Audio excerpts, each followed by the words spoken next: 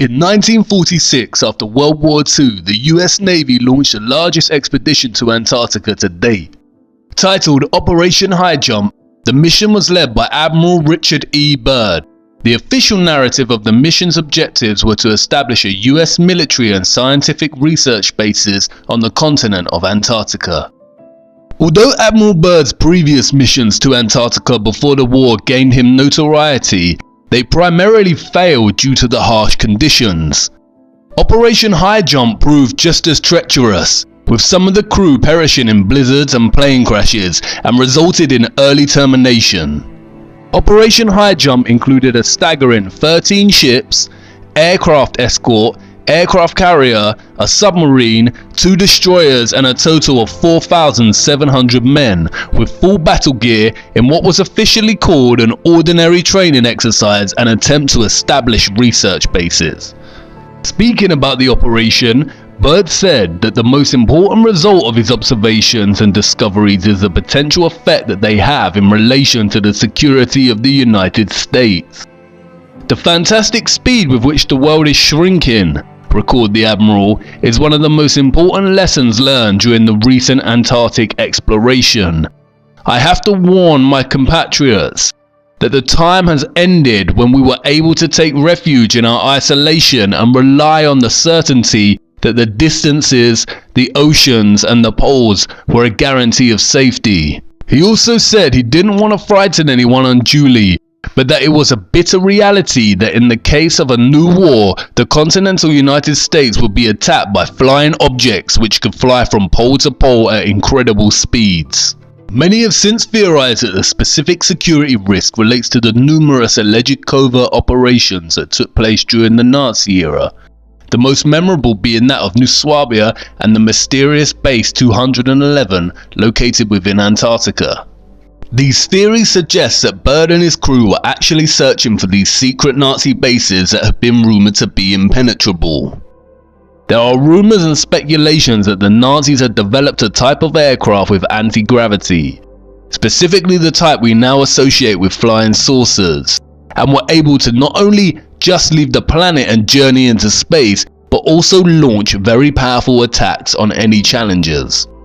Interestingly, in July 1947, just 5 months after Byrd's Operation High Jump was terminated in Antarctica, the infamous Roswell crash happened.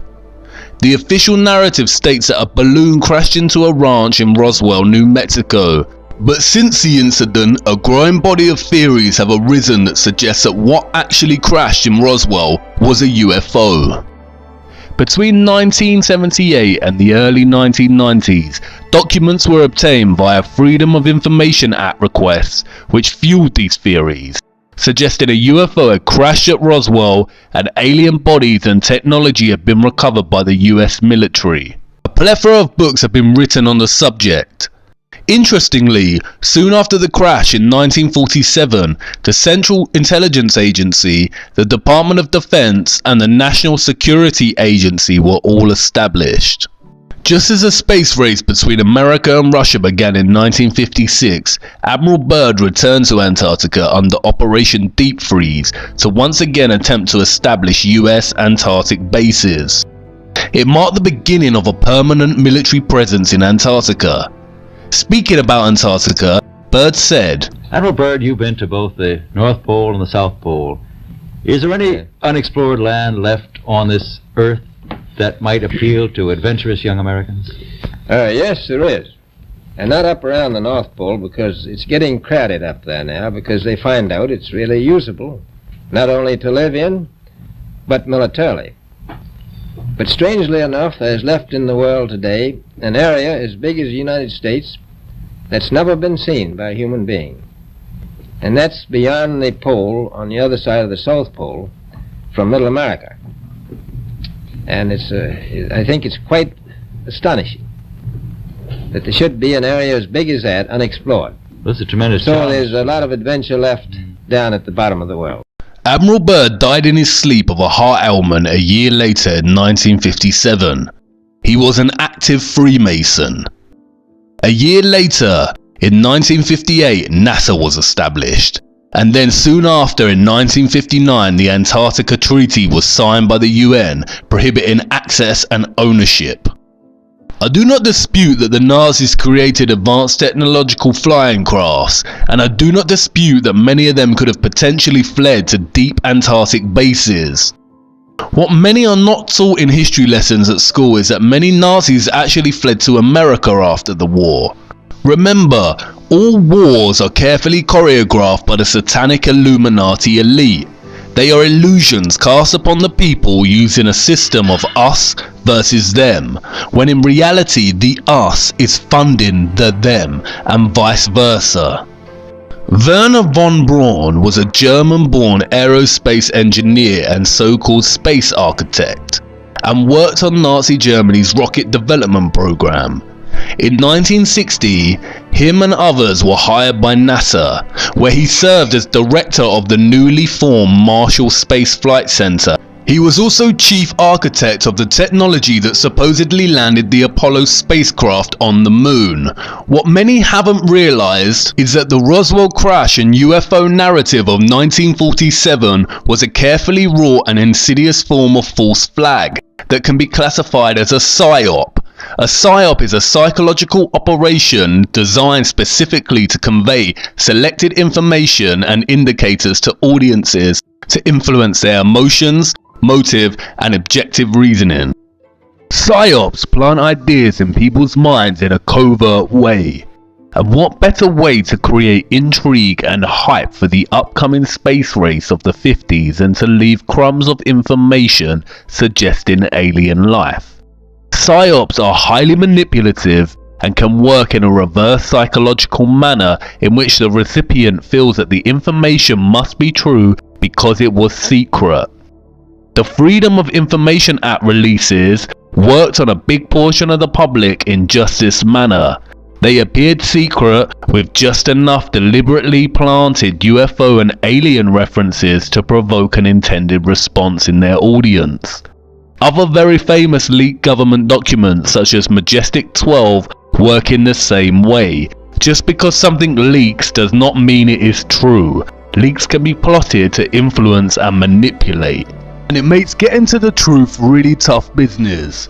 If a government has top secret information, mitigation procedures make it very difficult to leak, and that's why any leaks that do make it out require high skepticism and proof by evidence.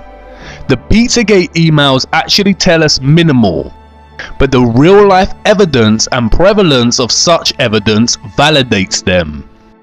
Leaked UFO alien disclosure works the opposite way. We have next to no evidence of this existing other than the so-called secret information suggesting its existence. Governments, the media, and Hollywood do not explore satanic child sacrifice. In fact, they act very fast to censor it quickly. But they do love to entertain the alien agenda whenever they get a chance. You see, there is a secret, and it's a secret that they do not want us to know. It is one of the greatest secrets of all time. And Roswell, Nazi UFOs, NASA, the space race, and the moon landings were all carefully designed to cover it up. You see, as the space race was heavily underway, there was another military operation taking place. Before we turn our attention to the specifics of this operation, it is necessary to take a look at another US Navy leader, James Van Allen. During the same time period between 1946 and 1954 that Admiral Byrd was exploring the North and South Poles, so was Van Allen. The satanic scientist Kabbalah priests tell us that he was conducting experiments to discover more about the Earth's magnetism, or magnetosphere. Van Allen had developed this bizarre invention called a rockoon, a balloon rocket combination that lifted missile rockets on balloons high above the Earth's atmosphere before firing them even higher. And he was conducting these experiments at the Arctic and Antarctic regions. What he discovered was, of course, named the Van Allen belts. NASA tells us that the belts are barriers of seething radiation that surround the Earth, and a collection of charged particles gathered in place by Earth's magnetic field. The belts extend from the starting altitude of 640 kilometers all the way to 58,000 kilometers. According to science, the belts begin at 640 kilometers, or what is referred to as just above low Earth orbit. And this is where it gets tricky for NASA and the governments of the world. Listen to what they say. As we get further away from Earth, we'll pass through the Van Allen belts, an area of dangerous radiation. But Orion has protection. Shielding will be put to the test as the vehicle cuts through the waves of radiation. Sensors aboard will record radiation levels for scientists to study. We must solve these challenges before we send people through this region of space. And unlike the previous program, we are setting a course with specific and achievable milestones. Early in the next decade, a set of crewed flights will test and prove the systems required for exploration beyond low Earth orbit, beyond low Earth orbit, beyond low Earth orbit. The kinds of technologies that we're testing out on Space Station are definitely helping us with our goals of going beyond low Earth orbit. So we have a really robust exploration program at NASA. The plan that NASA has is to build a rocket called SLS, which is a heavy lift rocket. It's something that is much bigger than what we have today, and it will be able to launch the Orion capsule with humans on board, as well as landers or other components to destinations beyond Earth orbit. Right now, we only can fly in Earth orbit. That's the farthest that we can go. And this new system that we're building is going to allow us to go beyond and hopefully take humans into the solar system to explore. So the moon, Mars, asteroids, there's a lot of destinations that we could go to, and we're building these building block components in order to allow us to do that eventually. The moon, Mars, asteroids, there's a lot of destinations that we could go to. The moon, Mars, asteroids, there's a lot of destinations that we could go to. The moon, the moon, the moon. Wait, what? Come again? I thought we went to the moon. It seems like someone is lying. And now that you know about these radiation belts, do you really believe we went to this imaginary ball of rock in this tin can? We never went to the moon, and no one can go to the moon as it is not a sphere. Van Allen was approached by the military in the early 60s.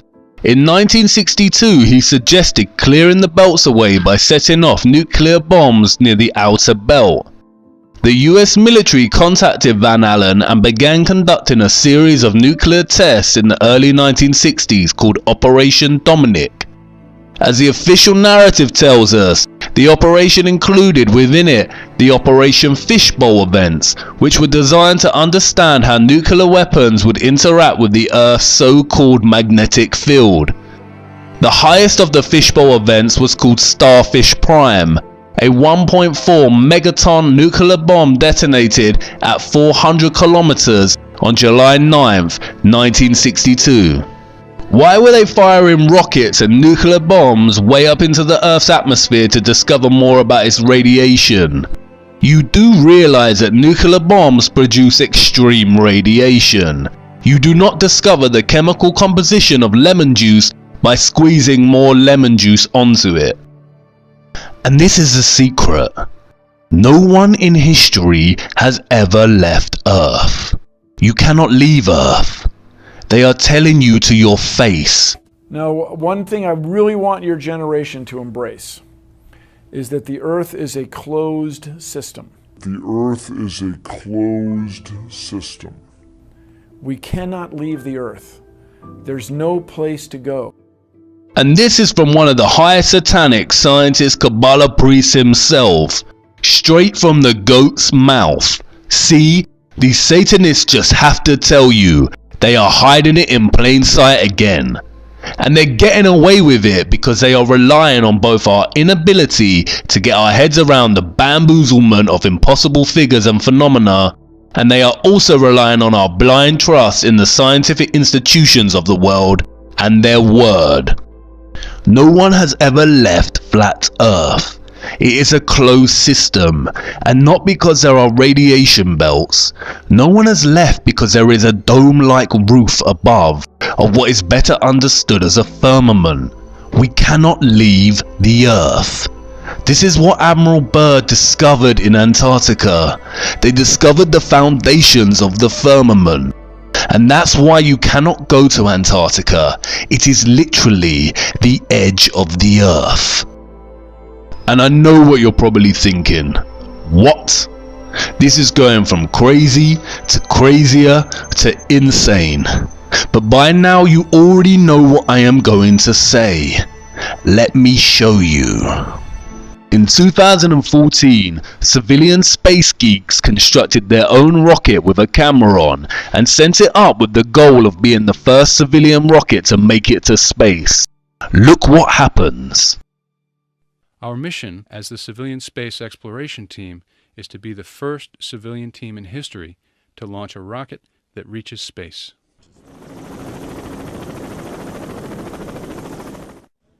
All systems are go for launch. T-minus 10 seconds. 9, 8, 7, 6, 5, 4, 3, 2, 1.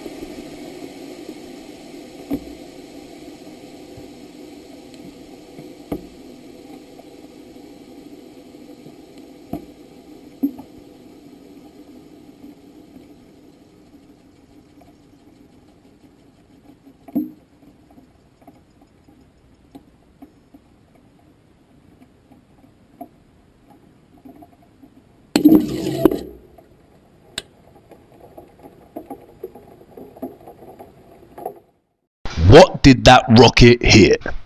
If there was a high amount of intense radiation up there, it would have scorched that mini rocket to pieces. There is no radiation above us, covering a globular spinning planet ball. It is a flat, stationary plane with a firmament above. And I know that you want to scream and say that does not prove anything. The rocket's engine could have failed. But take it easy. We are just getting started. You see, what they never told you in school is that every single civilization in our Earth's history knew that the Earth is flat and there existed a firmament above our heads. They were trying to tell us, and illustrations throughout the years have brought their conceptions of the world that we live in to life. Look.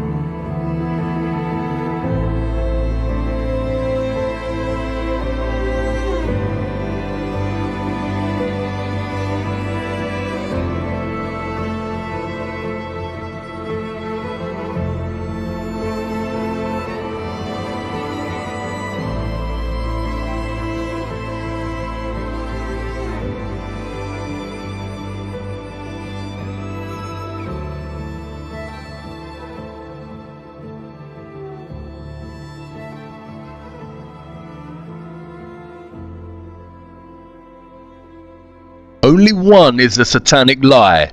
Take another look at NASA's insignia. Did you not notice? Look at the ring around the planet, Saturn. And look closer at what they call the red chevron. Don't you think it looks like a split tongue?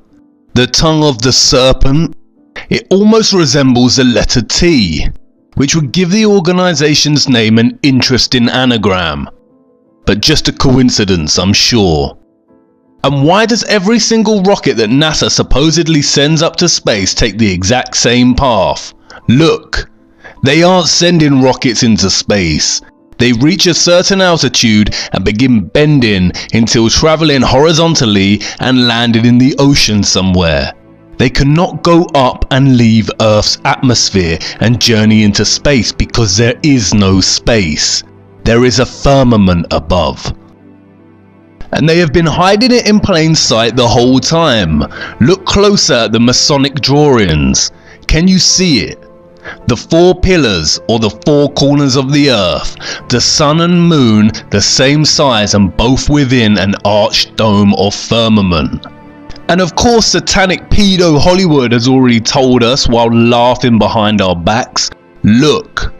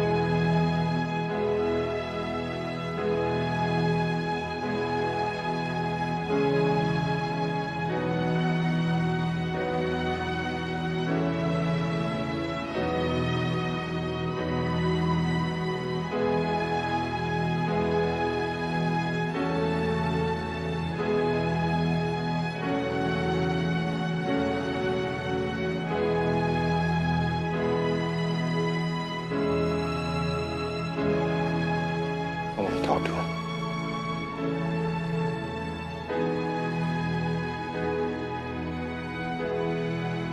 And the more they brainwash us with movies about space, fake rocket launches and bamboozlement science, we are forgetting more and more that our ancient historical texts reference the firmament.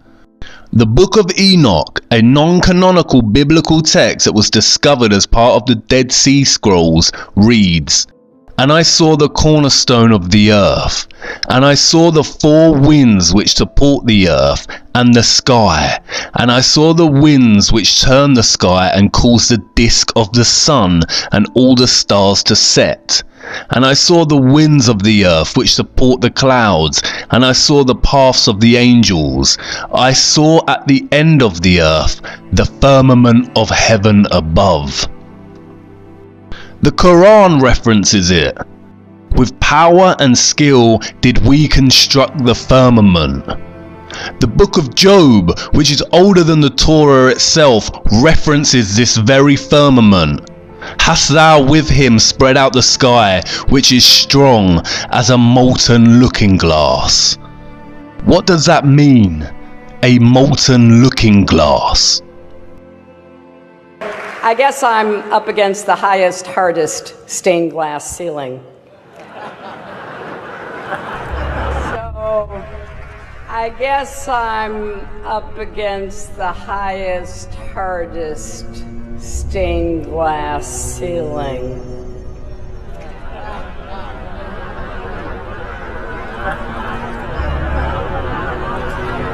And it may be hard to see tonight, but we are all standing under a glass ceiling right now. It was fine for all this talk about me running to break the big, hard glass ceiling. Although we weren't able to shatter that highest, hardest glass ceiling this time, thanks to you, it's got about 18 million cracks in it.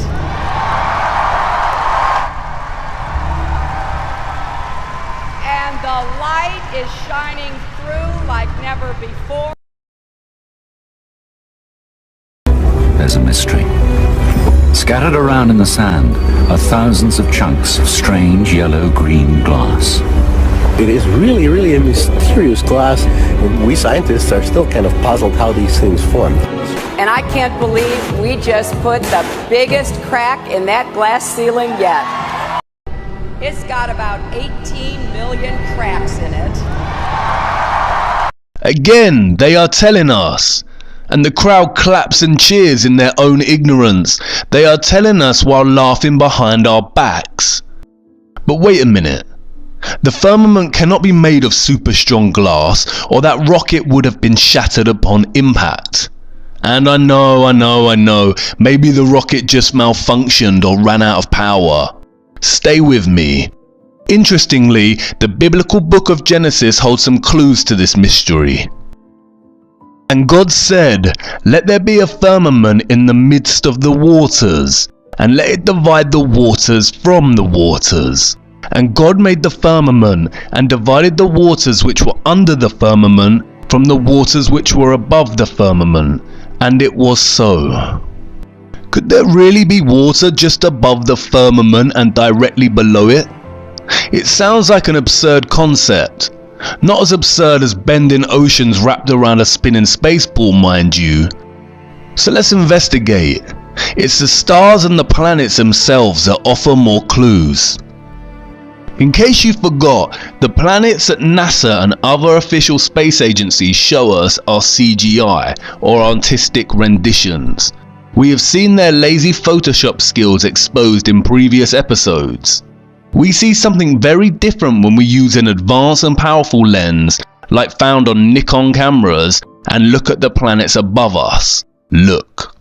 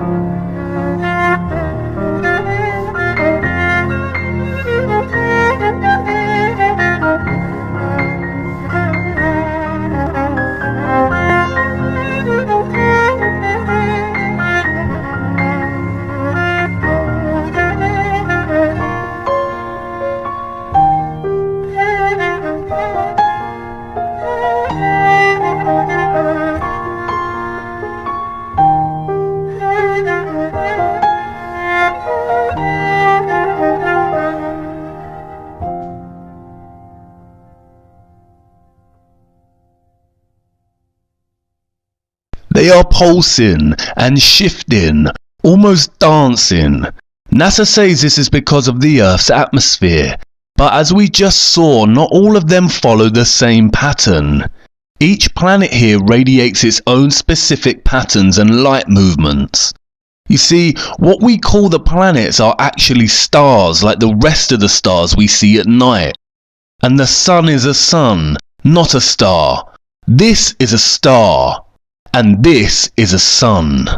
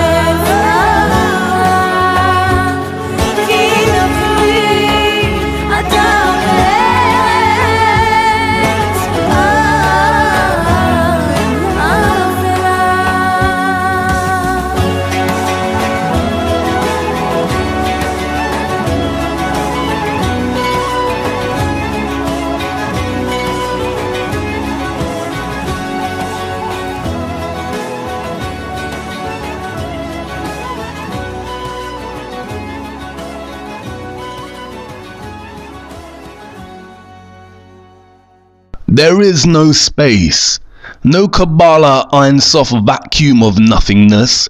Space is an elaborate hoax. Real space is water. And the water below the firmament appears to be some kind of gooey substance that is paradoxically soft and yet impenetrable. They cannot get through it. And it seems that one scientist found a similar kind of substance within the dark depths of the ocean. One of the strangest places on the ocean's floor was only just discovered in the 1990s.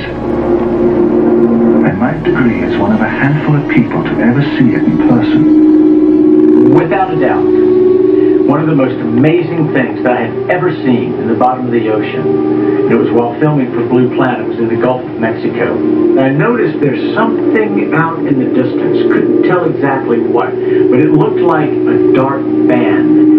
And as we approached it, the dark band became a donut. I saw this donut that was black in the center. What the heck is that? And so as we get closer and closer to it, I noticed that the black band had what appeared to be kind of steam over it. And then I looked, and there was water lapping against the shoreline. This band was a ring of mussels. And inside the ring of mussels was a lake. And it's like, wait a minute, I'm already underwater. We went out over the water in this lake and tried to descend in it and bounced off. It was so super saline and dense that the submarine couldn't go down in it. We literally bounced off, and as we bounced off, we sent ripples heading back to the shoreline. It was insane. I've never... NASA tells us that our globe is spinning at 1,000 miles per hour on its axis and 67,000 miles per hour around the sun, which is then traveling at 570,000 miles per hour within our galaxy. If this was truly the case, then we would not see the same constellations in the same places in the night sky. The night sky would be completely random and perpetually changing. But it isn't. As we've seen, the stars above us, attached somehow to a great, immense and mysterious firmament, travel in circular motions around our flat, stationary Earth, with Polaris, or what we call the Northern Star, a fixed unmoving point in the center and above the center of our Earth at the North Pole. We've been told that comets are huge ice particles that, when passing within the distance of our sun, begin to melt, which causes them to release gas and create a trail and tail. They tell us that comets can travel 100,000 miles an hour. But they are lying again. Here is time-lapse footage of the recent comet Neowise.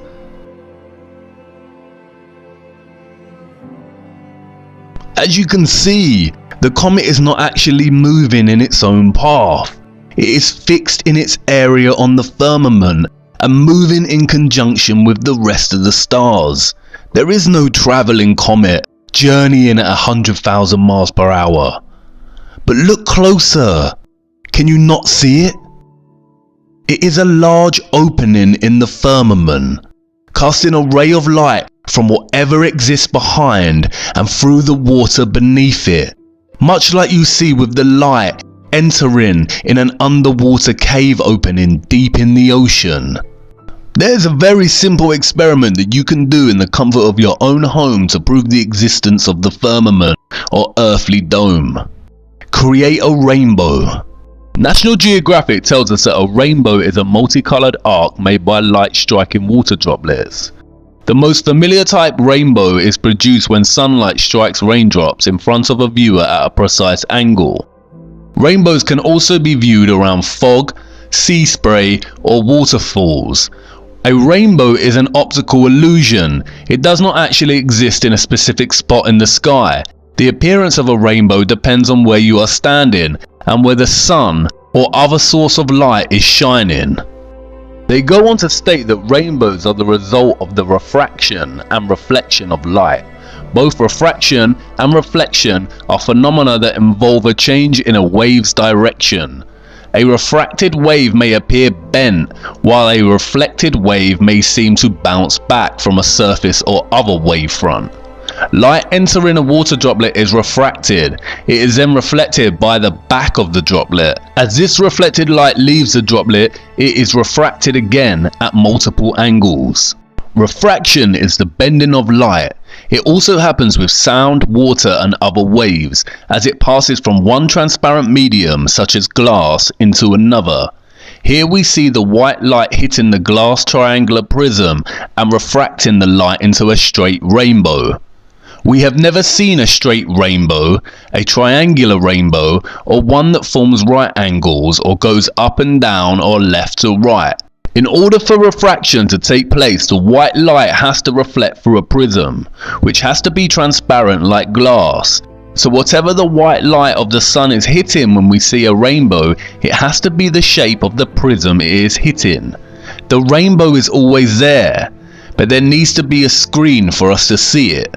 The rainbow is always there, but we only see it when the rain forms a condensed mist, like a screen. That's why we see smaller rainbows in garden sprinklers. And it's important to note that the rainbows we see in garden sprinklers retain the same shape as the ones we see in the sky.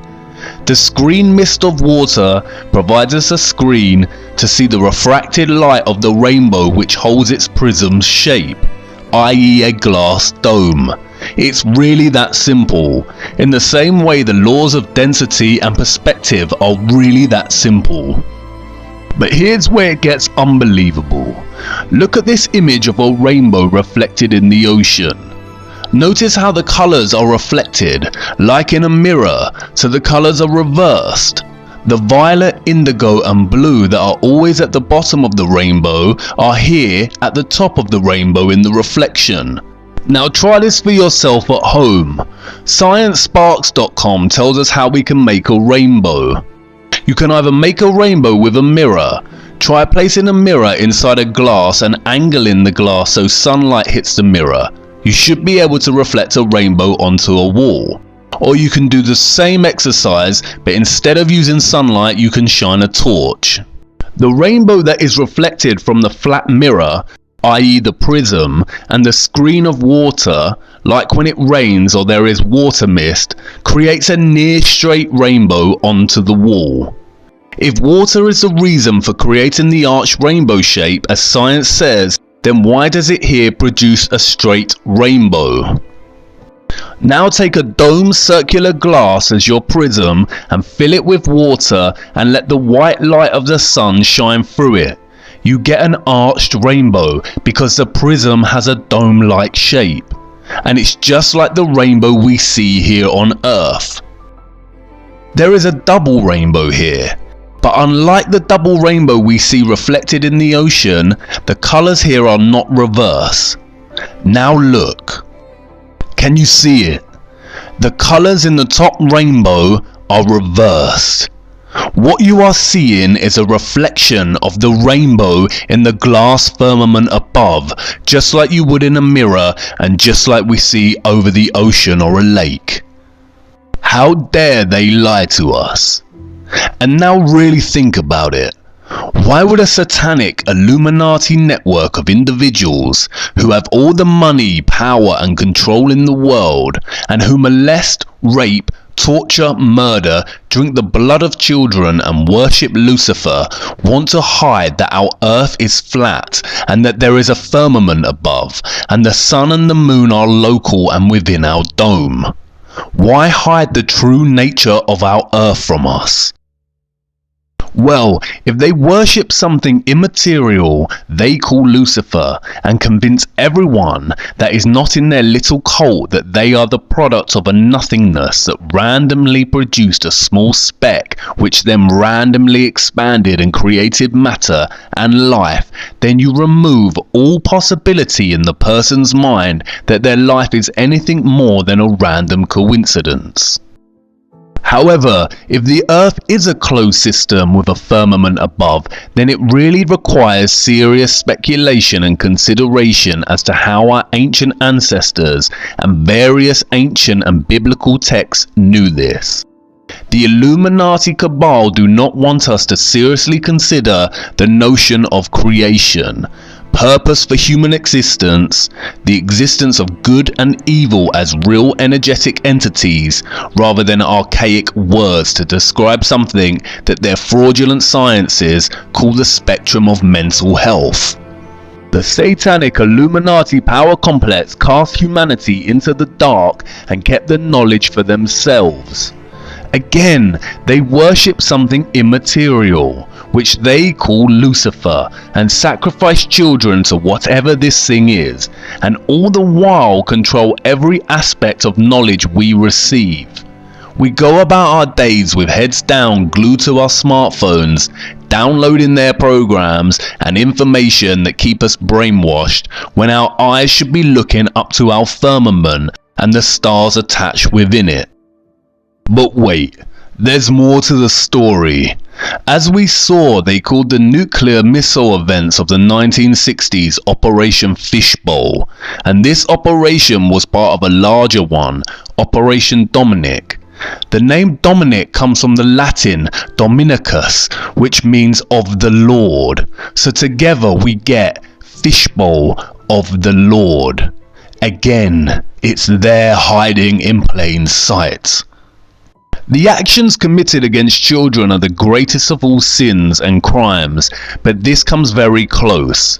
There is nothing more satanic and evil than hiding the true nature of what humanity really is and what exists beyond. Could there be a God? I don't know. The biblical texts, which hold many truths and clues, have been tampered with by the satanic body of elites. The Bible used to contain over 80 books, but some were removed and hidden. It now contains 66 books. 66. That number again. Something I did not want to show you until this point in the series are the true mathematical calculations of the Masonic science of the heliocentric Earth. We are told it spins on an axis of 23.4 degrees. If a straight angle is 90 degrees and we subtract the 23.4 degrees of the Earth's tilt, what number are we left with? 66.6. I have told you that the Earth orbits the Sun at 67,000 miles per hour, but you see I rounded up. Wikipedia gives us a true Masonic figure, 66,600 miles per hour. I have also shown how according to the heliocentric model the Earth should curve at 8 inches per mile squared. What is 8 inches in feet? At this point you already know. It's 0.666. And look at what latitude they tell us that the Arctic and Antarctic poles are located at. 66.6 latitude. Can you see what is happening? How many coincidences before mathematically impossible? They are lying to us. There are no coincidences. Coincidence and randomness is Kabbalah science. I have saved this until now because I wanted to show you first. Buried deep within hundreds of pages of declassified CIA documents that present abstracts or cover notes of Soviet scientific studies, there are a couple of cards from the 1940s and 60s that are very telling. Here is an abstract outlining a study they were conducting on photographing the firmament. The full studies are not accessible to the public, but we can see here that they have produced a camera that can take a photograph of the firmament in its entirety all the way down to the horizon. Another abstract details echoes and glows in the firmament, and another measuring the color temperature of the firmament. In another abstract there is a contents page for naval personnel. Look at the contents. The shape of the firmament. Rings around the sun and distortion of the sun's and moon's disks at the horizon. Disks, not spheres, just like reference in the Book of Enoch. Again, it is just an abstract of the manual and we cannot see the full contents. In another abstract we see reference to what they call the Eros firmament. It states that at the Eros firmament the passage of the sun is 5 times quicker. The passage of the sun. They do not reference the Earth's spin in orbit, but that the sun is the one moving and making a passage over the earth right below the firmament. Notice the dates, which align with all the operations at the poles and firing missiles up into our sky. The reference to a firmament is scarce and almost unnoticeable in the hundreds of pages that were declassified, but it is there. And there is a huge difference between these declassified documents and the government leaks I spoke about earlier, like that of Majestic 12. Barely anyone has ever noticed these snippets of study abstracts. I would say that it was by negligence that these references were even declassified within hundreds of other pages of unrelated material in the first place, but I don't think it's that. It's complacency. No one is ever likely to come across these buried documents, and if they did, I doubt they would think twice after skimming over a study title referencing the firmament. The space heliocentric hoax has been so ingrained in our minds from our early years and reinforced on a daily basis in ways we don't even think twice about, it would never occur to us the significance of such references in documents of the 1940s and 60s. But it is there, hidden in plain sight. Even the Simpsons have told us. Santa Claus kicks and deals. It's a long fly ball going back. And the ball shatters the sky, bringing the ocean itself down into the stadium. Oh, and you remember Nazi aerospace engineer Werner von Braun, who was a leading director at NASA upon its founding and a leading figure in the Apollo moon missions? Well, he died in 1977. Look at his grave. It references Psalms 19:1. What is that verse? The heavens declare the glory of God, and the firmament showeth his handiwork. You see, it's always been there waiting for us to notice. We just fell asleep as children to bedtime stories of space explorers and never woke up. Space is a highly manipulative and controlled psyop, an elaborate hoax to control us and destabilize us from our true human nature. It is the greatest lie of all time. And I know what you're thinking. If space is fake, does this eradicate the possibility of alien life? I can almost feel the disappointment in you, just like all those years ago when you discovered Santa was not real. But no, it doesn't mean there isn't other life, and I implore you to consider the potential vastness of a new kind of space and land beyond the poles that Admiral Byrd was referring to. Again, it's been right in your face the whole time. ETs, extraterrestrial, aka extraterritory. Don't worry, I am not going to ruin the excitement your imagination feels when it thinks of extraterrestrials. In fact, I'm going to enhance it. But before I do that, however, we need to examine more of our flat stationary plane that is bound by the wonder of our firmament and the waters above. We still have time, and I need to make an important stop first. Come on, move swiftly. Follow me to part 9. I need to show you the panic they are in now their little secret is starting to emerge.